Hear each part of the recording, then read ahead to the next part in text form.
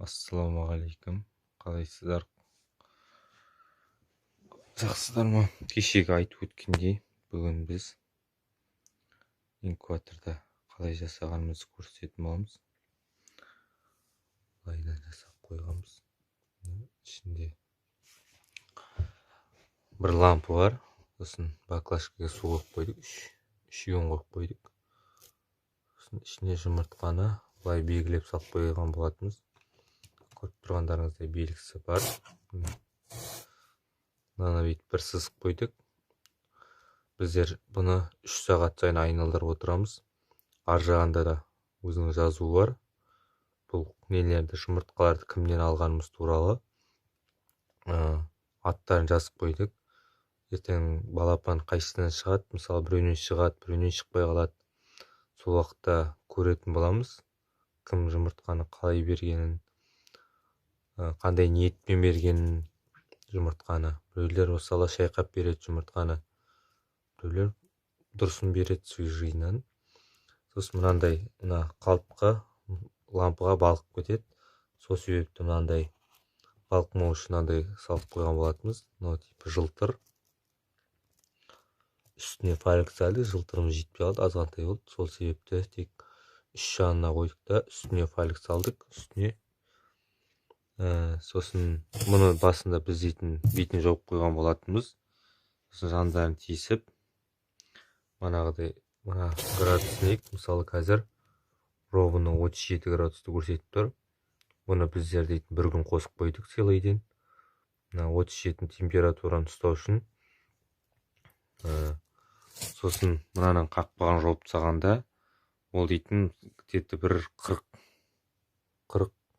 45 қой мұнда тұрған, мұнда көрсеткіш 45.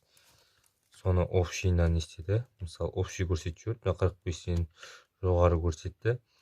Сол себепті біздер мынаны осылайына ашық қойдық. Бір күн сыйлайден осылай ашық тұрды. Мынаны жартылай ашық қойдық, мынандай қылып. Осындай көлемде аштық. Сосын онда да түскен жоқ. Жайлап аштық, сөйтіп көтеріп қойдық. Қазір осы қалыпта ұстап отырмыз. Осы қалыпта қазір ровно 37 ұстап отыр. Онда біздер сосын былай қағаз жазып қойған болатынбыз күндерін. Мысалы 6-сынан бастап салдық па, 6-сынан 26-сына дейін сағатын жазып, қай күні айналдырдық, соны белгілеп отырамыз. Бүйтіп мұны ертеңгісін белгілейміз. Мұны градусы 37-9 болу керек. Мысалы бірінен бастап 7-сіне дейін 4 мезгіл айналдырып тұру керек жұмыртқаны. Сосын 8-нен бастап мына 18-не дейін 4 рет, 6 рет айналдыру керек жұмыртқаны. 4 рет, 6 рет. Сосын бұның қақпағын 20 минут ашып қоямыз. 2 күн. Нешесі? Қазір қақпағын ашу. Мысалы, мен ең біріншісінде ютубтан интернеттен қарағанымда, мысалы біреу былай жазған, біреу былай жазған, біреу 18 мен 19-ы, 17-сі ашық қою керек болған. 20 минуттан 2 рет, бір күнде 2 рет ашасын 20 минуттан. Ал біреуі, мысалы, где-то бір қашан, бірінен бастап 11-не дейін 4 рет айналдырасын, бірақ оның қақпағын 5 минут сайын ашып тұрасын, бір күнде 5 рет. Бір күнде 1 рет 5 минут ашып қоясын қақпаған. Солай әріне әрғалай енді біздер қолымыздағы барымен жасадық. Біздер мысалы ішінде вентилятор жоқ. Вентилятор болғанда мына қақпағын жауып қоямыз. Мына термостат қойып қоямыз ғой. Сосын мына бір подписчигіміз жазып жүрген екен. Аға, мына суды не үшін қоясыз деп. Мына суды, мысалы баклажкада су болмаса, жұмыртқаларды кептіп тастайды. Мысалы пісіп кетуіне манағыдай. Су влажность деп айтылады. Су мына ауадағы температураны влажностьін ұстап тұрады. Мысалы су мысалы айтып атады ғой үлкен кісілер.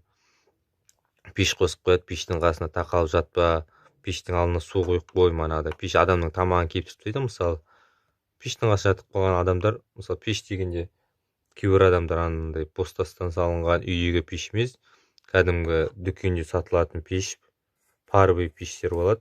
Сондайлардың алдына мысалы адамдар су қойып қойса, олардың тамағы күйіп қалмағына өте көп пайдасы болады. Ал сол сияқты мұнда да су дейтін влажностьті істеп отырады. Интернеттен қарасаңыздар болады. Біздер енді шағын қылып өзімізше істеп қойдық. Кешегі бір подписчигіміз жазғасын істеп жатырмын. Әйтпесе мен дейтін өзім тауықтарымды бастыртам көбінесе. Енді алла бұйыртса шығады деген ойдамыз. Осы қалыпта енді бұны 21 күн өзім қарап шығам. Пока карантинде үйдеміз ғой. Сол қазір мысалы мен дейтін таңертең 9-да айналдырдым.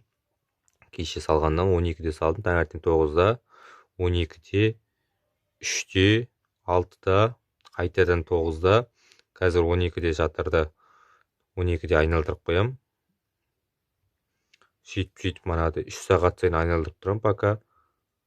Сол түнде енді 12-де бір айналдырғаннан кейін уже ұйықтаймыз. Таңертең алла амандығын бір аман-есен тұрғаннан кейін қайтадан сол уақытта айналдырып бастай береміз. Енді осы біздерге мұнда дейтін көп шығын болған жоқ. Бізде тек қана термостат болған жоқ. Сосын вентилятор жоқ. Бізде сол үшін градусник қойып қойдық. Сосын қақпағын осылай 37 ұстатып қойдық.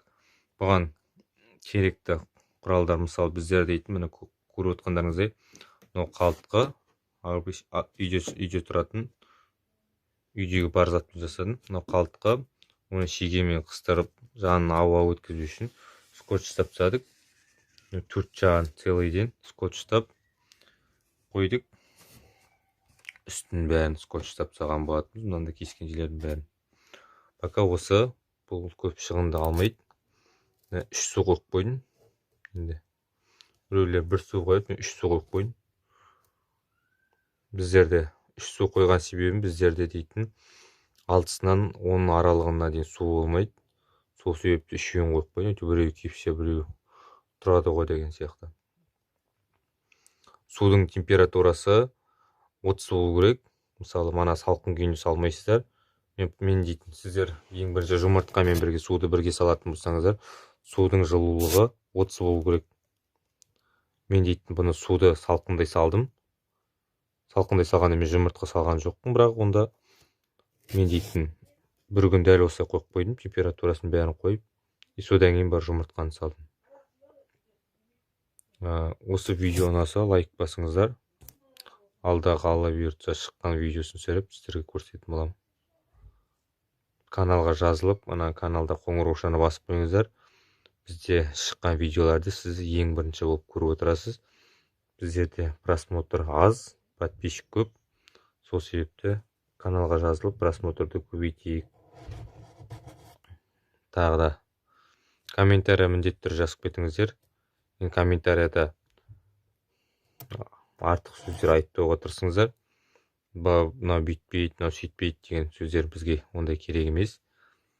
Біздерге тек қолдауларыңыз керек. Лайктарыңыз көп болса, біздерде видео күнде шығады. Каналға жазылып, лайк басыңыздар. Әзірге осы, сау болыңыздар.